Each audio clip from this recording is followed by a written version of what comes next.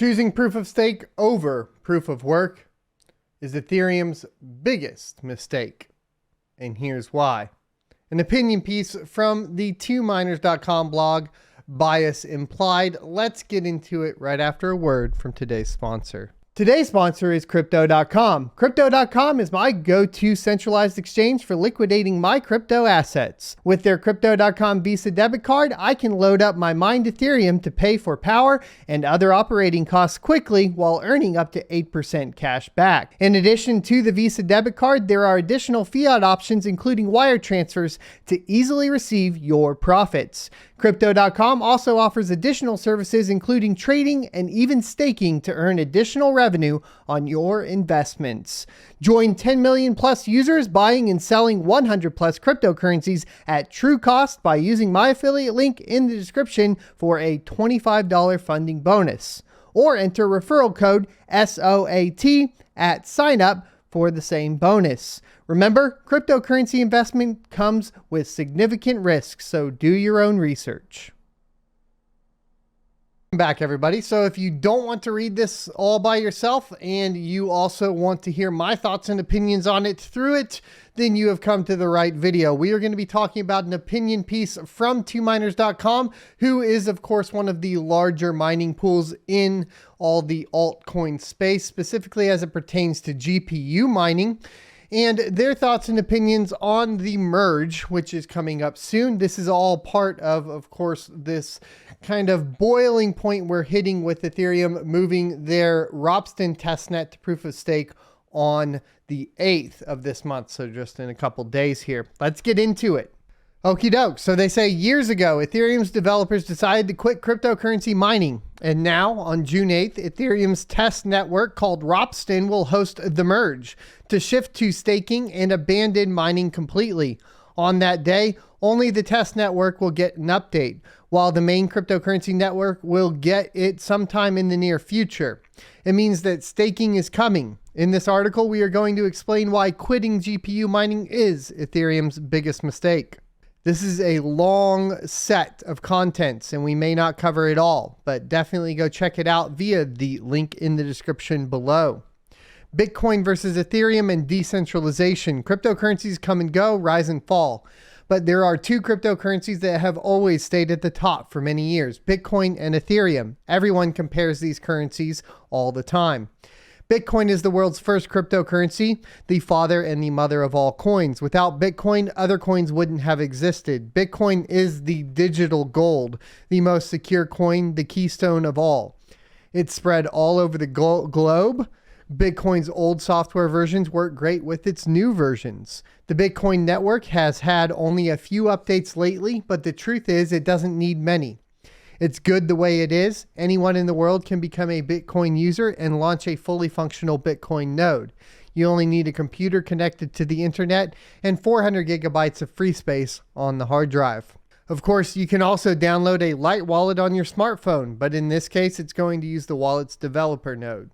The Bitcoin network is used to transfer Bitcoin between users. Make sure to read our detailed guide about Bitcoin. Ethereum is a unique project developed on the base of Bitcoin. It's not just a digital currency, but also a platform for the creation of blockchain-based applications. The Ethereum network allows you to transfer Ethereum coins or ETH coins that have value, but you can also launch programs called smart contracts inside the network. Ethereum is like a botnet that allows you to launch a program on all computers within the network. Unlike a botnet though, Ethereum programs can't access the external internet and can't harm anyone. In recent years, we've seen some unique projects developed on the Ethereum platform like decentralized exchanges and other DeFi projects. They are trading platforms operating based on the preset algorithm without any human control or participation, to which they show, of course, a screenshot of Uniswap. Ethereum is regularly updated according to Electrical Capital. Over 4,000 developers are working on the project. One of the updates is the introduction of a smart contract for Ethereum staking that already stores over 10% of all Ethereum in circulation. Another important update is mining fee burn in the Ethereum network. There's a lot going on with the project, and probably that is why users don't criticize the developers for lack of an official and user-friendly wallet. There are a lot of wallets for Ethereum, but they are all third-party wallets. Are cryptocurrencies decentralized? You probably already know that cryptocurrencies are decentralized. No one runs them. There is no system in place to override, return transactions, or direct them to a different address. You can't delete your address, etc. You can freeze your address, but not fully. For example, the Tether company that created the most popular stablecoin called USDT can prevent certain addresses in Ethereum network from interacting with it. As of now, there are 597 addresses on the blacklist, but you can easily create new addresses, thus bypassing the ban. The other important note that I would like to make here is that when we talk about decentralization and cryptocurrency specifically as it pertains to Ethereum, is the famous DAO hack back in the day that resulted in, of course, the split between Ethereum Classic, the original Ethereum chain, and Ethereum. Whereas previously Ethereum's motto was code is law. When this attack or hack took place and basically ended up with the attacker having a bunch of Ethereum, the developers decided to fork and refund all of that, thereby making it not decentralized in that form, meaning when they're talking about no one runs them, there is no system in place to override them, they were able to essentially override that transaction. Now, there's a lot of debate on whether or not they should have done that, but at the end of the day, we did end up with a great backup system called Ethereum Classic that I think is important to take note of. Say, if you send the cryptocurrency to someone's address, there is no way to get it back. At the same time, if you store the cryptocurrency on your personal wallet, tax or other authorities don't have access to your funds. Everything is in your hands. However, not all people understand what makes decentralization possible. If you install a Bitcoin wallet on your computer with a full blockchain copy, keeping it connected to the network, will you contribute to decentralization? Yes and no.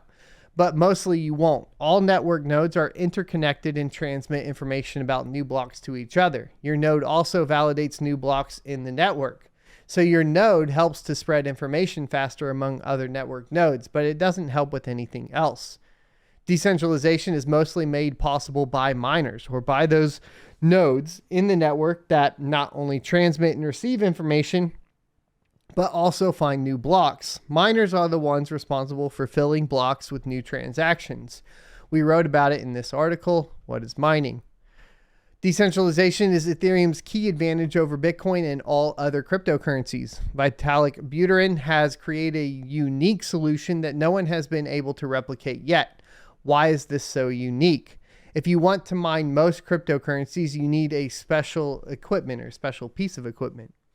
Bitcoin and many other coins are mined using the so-called ASIC devices. They are metal boxes with electronic circuit boards and extremely noisy fans that are actively blowing out the air. They are impossible to use at home and require a dedicated space. There are no ASIC miners for Ethereum mining. That is, there are devices called in such a way, but in reality they are just multiple GPU chips placed in the same case. Such ASICs are not superior to normal GPUs in any way. Now, I might disagree with this a little bit, especially with some of the more efficient ones that have been coming to the market, and that is, for example, like iPolo and so on. It is important to note that you can get better efficiency just by nature of removing the components and downclocking the components of the GPU that are not necessary for GPU mining, specifically Ethereum. Plus, GPUs are multifunctional. You can use them to mine, render objects in 3ds Max, and play GTA 5. ASICs for Ethereum are designed exclusively for mining, and their repairability is close to zero. Those are both fair points. Unlike Bitcoin, Ethereum can be mined only with GPUs. Thanks to its mining algorithm security, no one has been able to develop ASICs. GPUs are available everywhere, so there are ETH miners all over the world. Some mine with one GPU, other mine with two. And there are those who have a full garage of GPUs. The point is that everyone can start mining. and you don't need much to do so. With a computer at home and $200 to $300 to spend, you can already start mining. How many GPUs are mining Ethereum? At current network hash rate of 1.05 petahash a second and an average GPU hash rate of 40 megahash a second, over 25 million GPUs mine Ethereum across the globe. Some other cryptocurrencies are also mined with GPUs, but even the most popular ones are mined by less than 1 million graphics cards. The difference is huge. Bitcoin mining is only possible in special locations, like factories, industrial sites, etc. One up-to-date ASIC mining device costs a few $1,000s. Plus, you need low electricity rates to be able to afford to mine.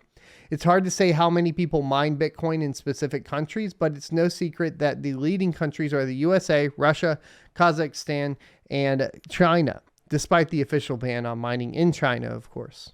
A common person can't mine Bitcoin. There is a workaround, but even in this case, you actually mine Ethereum and you get paid in Bitcoin. This goes back to, of course, 2 miners will pay out in Bitcoin, and then there's the rental options where you rent your hash rate for other algorithms like Ethereum or other altcoins that people rent from you and they pay you in Bitcoin. NiceHash mining rig rentals are an example of these types of mining. Ethereum is much more decentralized than Bitcoin. Ethereum truly belongs to the people. This is mind-blowing. Except that we have a group of people in charge of it from the development standpoint that are able to basically manipulate and change that, as we saw with the DAO. So even if we are talking about post-merge Ethereum versus pre-merge Ethereum, and pre-merge Ethereum being better because it's more decentralized, I think we found that it's not necessarily true. Ethereum as a whole has a centralization problem and has a control problem and an ego problem, more than likely. Ethereum developers, though, want to centralize the coin. They want to give control over Ethereum to Ethereum rich users, those who have a lot of Ethereum. It means that a group of rich people will define the consensus in the network. You may think that they wouldn't have any interest in harming the coin in any way because they invested a considerable amount of funds in it. The truth is, by working together, they can alter the network operation to increase their profit. And I mean, to be fair, this is something that mining pools have been able to do as well. 2 miners also can be one of them with what is known as MEV. And as I've stated before, I think MEV, miner extracted value, other definitions as well that go into it, is a specific point of manipulation that mining pools and either mining pools and or large miners can manipulate the order of transactions, etc., to extract additional value, thereby manipulating the currency. And that happens in mining too as well. Simply put, proof of work is mining, while proof of stake is staking. Mining means using your computer power to get rewarded. Staking means locking a certain amount of money on your account and keeping your wallet online to get rewarded. To become a true validator of Ethereum network after it shifts to proof of stake, you need to lock 32 ETH, which is $65,000 at the current exchange rate. What are the consequences of quitting mining and shifting to staking? Let's talk about the key ones. Lack of decentralization. As we mentioned above, Ethereum is the most decentralized cryptocurrency of our time. GPUs are widely spread all over the world, plus you only need $200 to $300 to start mining. After the shift to proof of stake, you will need much more investment to start staking. In order to get a reward, you'll have to lock the equivalent of $65,000 on your account, not to mention the expenses of powering your computer and renting a server for your validator node. If Ethereum shifts to proof of stake, it will no longer be the most decentralized currency in the world. It will become just an ordinary coin with a network security level comparable to many other coins. Some might argue that you don't necessarily need 32 ETH to start staking. You can stake in pools, plus many exchanges will launch their own validators, etc. I'm glad they brought this up. Sure, you can stake in pools as well as give your money to exchanges, but keep in mind the key rule of cryptocurrencies: not your keys, not your crypto. To expound upon that, just so people are aware, when you develop an on-chain wallet address for a cryptocurrency, you receive a seed phrase. That seed phrase is usually a 12 to 24 word list that is yours and identifies your control of that wallet on the blockchain. If you do not control this seed phrase, for example, then you do not control the cryptocurrency because somebody else has access to that particular wallet. Now, of course, you could lose that seed phrase. Other bad things could happen to it, and it could get exposed to basically other actors or other people that want to take those funds, and that is a possibility as well. However, once again, that is on the individual user, as opposed to if you are in an exchange that does not provide you with the keys, then that is on the exchange's side and you do not have control over it. And you should always try to maintain control over your own financial assets. You could pool 32 ETH with 31 more people by sending 1 ETH each to some platform that would launch a validator for you. But how can you make sure that such a platform won't rip you off? Someone could also hack the platform and steal your money. And this is a very pertinent point, I think. It's even worse with exchanges. Almost all of them have been hacked at least once, and the rest could be hacked at some point. Plus, exchanges tend to change KYC policies quite often. If you fail to comply one day, you won't get your money back. Exchanges can also ban user accounts due to suspicious activity without any further explanation. Even if you have 32 ETH and you manage to launch your own validator node, it doesn't mean that you will get generously rewarded. There are a lot of penalties that your validator can get. You will be charged for all of them, as well as for inactivity. Imagine that your validator gets under a DDoS attack. In this case, you will be charged a penalty. If someone launches a virus and your validator gets affected, it will be sending the wrong data to the network. The base penalty, such as an error, is 0.25 ETH or $500 at the current time. In mining, these types of problems don't exist. You get a reward without running any risks. No one can confiscate your GPUs if they don't operate properly. Plus, you need $200 to $300 to start mining, not $65,000. Mining is mostly done through mining pools. If something happens to a pool, you can switch to another pool in no time. In the case of staking, you can't do that, especially if you stake through a third-party platform. Moreover, the servers of such a platform may catch fire, get seized, and your coins may disappear to get locked at any moment. And this is another argument against, of course, renting out hash power from other people, specifically if you're doing it in a way where you are working with a large company that says, hey, invest in us via whatever. It could be an NFT system. It could be just purely that you're paying them. Outside of platforms like NiceHash and mining rig rentals, you do risk, of course, your hardware not having access to it, not being run properly, that sort of thing. So hosting services can present the same or similar problems. It's just, luckily, if you are able to run these specific GPUs yourself out of your home or from a facility as you grow larger and you have control over those, then you are able to make these shifts and moves. While with staking, that will never be an option.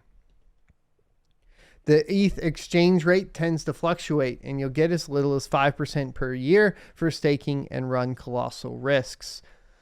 Also, in the case of staking, you can't withdraw your money for now, and it's still unknown when it will be possible. You also don't know how much 1 ETH will cost on that day. It can be 400 or 1,000. Nobody knows. Miners won't have any profit because there will be no Ethereum miners, only Ethereum stakers. But if you compare staking and mining in terms of profitability, the former is 10 times less profitable. It means that common users will lose a source of income. And we've talked about this before. It is always a concentration of moving the currency, whatever currency that it may be, from the working people, from the skill-based people, up to the top, which is the managerial class. We could argue, of course, that the developers have a large skill set and that they are necessary. So luckily, cryptocurrency does have that portion within it. But unfortunately, when you do have a ruling class, even if they do have a skill set, and that skill set is to basically control the currency, then you do end up with the problem of the same thing as fiat currencies, where you have people there in control of, for example, the federal dollar and the amount of printing it, and they can manipulate that in their favor. And we end up basically in the same position we were in with proof of stake as we are in traditional finance currencies. And so when we look at Ethereum, we have to look at it through that lens, which definitely makes the shift from being, of course, a commodity to a security, as opposed to Bitcoin, which will remain a commodity for many other reasons as well. Ethereum has been around for 7 years now, since June 30th, 2015. The network has also used proof of work as an algorithm, and mining is ensuring network security. It's a tried and true solution. Ethereum hasn't experienced any attacks for many years. In order to hold a 51% attack, you need a huge amount of computing power in the form of GPUs that no one in the world has. The shift to proof of stake and staking raises a lot of questions. Have ETH developers made sure all their code is valid and the network is secured against any incidents? For example, on May 25th, Ethereum's proof of stake network experienced a 7-block deep reorg. We talked about this last week, and definitely go check out my video on the reorg. You can check it out on the Crypto Mining Show Clips channel, which I'll have linked down in the description below, where we go into detail about why this is a big deal. Not now, as the developer stated, it's not a big deal right now, but it will be a big deal post Ethereum merge, once you have the consensus layer and the execution layer working in tandem to confirm transactions. Right now, you do not have that. You just have the beacon layer with the consensus layer. Simply put, the blockchain got split into 2 chains, so they had to cancel one of them. With mining, Ethereum hasn't experienced such a problem for a few years now. Of course, if we go back to the DAO problem, then that would be the most notable time when we saw a chain split, and a chain split that survived, where Ethereum Classic remained, and Ethereum became, of course, its new version of Ethereum. The Ethereum developers claim that proof of stake is necessary for environmental reasons. Cryptocurrency mining uses a lot of equipment and consumes megawatts of power. But shifting to proof of stake will deprive Ethereum of decentralization. Plus, only extremely rich people will benefit from Ethereum staking, while common people won't be able to afford it. The new system will boost the number of fraudulent platforms offering to stake jointly, and their victims will lose money. All of it will ruin trust in cryptocurrencies, and the consequences may be much more serious than the fall of Luna and UST. Furthermore, many cryptocurrencies offer staking, but can you name at least one successful project? At the time, Ethereum replicated Bitcoin's success by taking its best parts and adding new groundbreaking ideas. It was a coin designed for mining. Now, why is Ethereum trying to implement a mediocre idea? Bitcoin and Ethereum come first and second, respectively, in terms of cryptocurrency market cap in the world. Now, if we want to talk about successful projects that are proof of stake, I think that there are a few. However, we do see a lot more failure rates with proof of stake coins versus proof of work coins. And this is primarily due to the fact of how they function. A great example, and the most successful one more recently as far as NFT transactions go, would be Solana, where now at this point it's gone down at least 7 times this year already, plus had a pretty severe time server issue. We know that developers have been delaying the shift to proof of stake for 4 years now. Does it mean that they themselves are not so sure about it? How can this fully replace the old fully functional system? The cryptocurrency market is full of coins with validators, masternodes, and staking, but only Ethereum with its mining is the second most popular coin after Bitcoin. This can be, of course, due to first mover advantage and not having people that perform due diligence working within the proof of stake space. And I think that there are probably some arguments for some forms of staking. However, on the layer 1 base layer, which we've talked about the differences between layer 1, layer 2, and layer 3 in other videos, please check those out. As it relates to layer 1, I do think that proof of work is far superior to proof of stake. More than 10% of all ETH coins are now locked in Ethereum's staking smart contract. What will happen when it becomes possible to withdraw this 10% of all Ethereum coins? It's more than 12 million ETH, or 24 billion US dollars. If you stake 32 ETH now, they get locked, and it's still uncertain when withdrawals will be enabled. We've talked about this before as well in Tim Bako's blog, and how they have acknowledged that Ethereum withdrawals from staking will not be available. So anything you decide to stake, potentially you'll never get out. There's no proof that you'll ever get it out. And there is no plan on the roadmap currently to allow users to unstake their Ethereum. Keep that in mind. What will happen to the exchange rate when this 10% of coins floods the market? Even if only half of the users start selling these Ethereum coins, we are still talking about selling billions of dollars worth of ETH.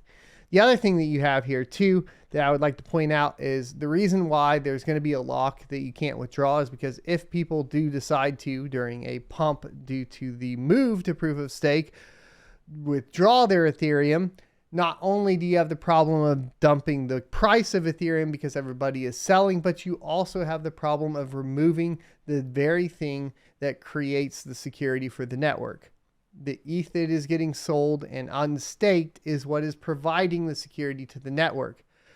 Unfortunately, these stakers will be highly incentivized to sell their ETH at high prices, not to hold on to the ETH at high prices.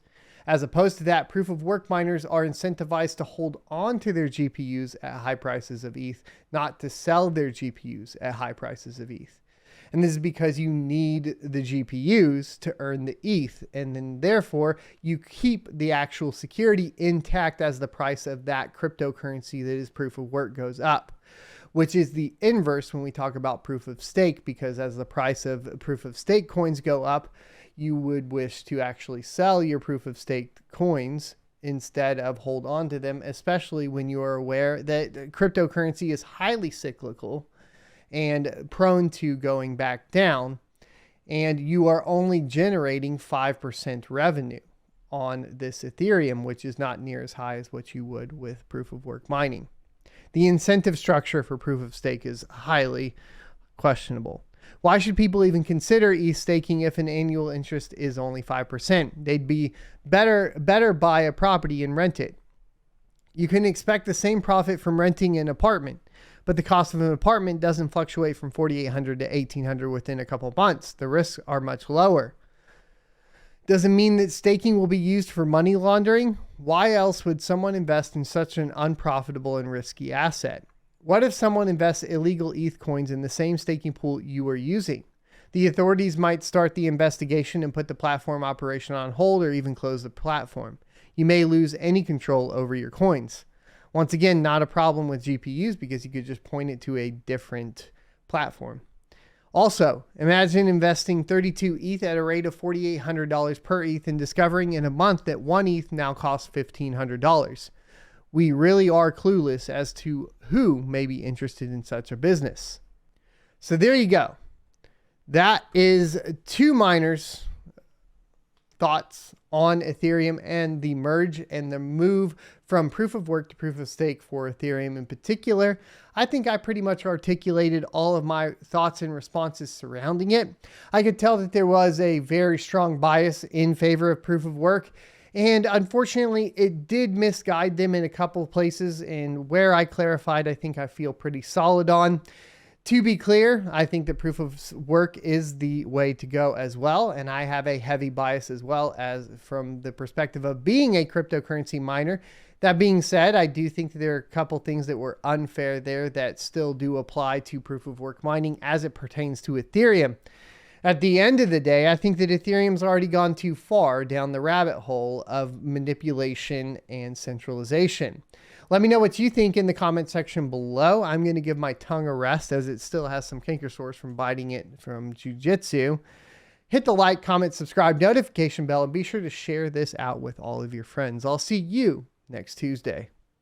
If you enjoyed this content, be sure to hit the subscribe button for more, or check out this playlist for more crypto content related topics.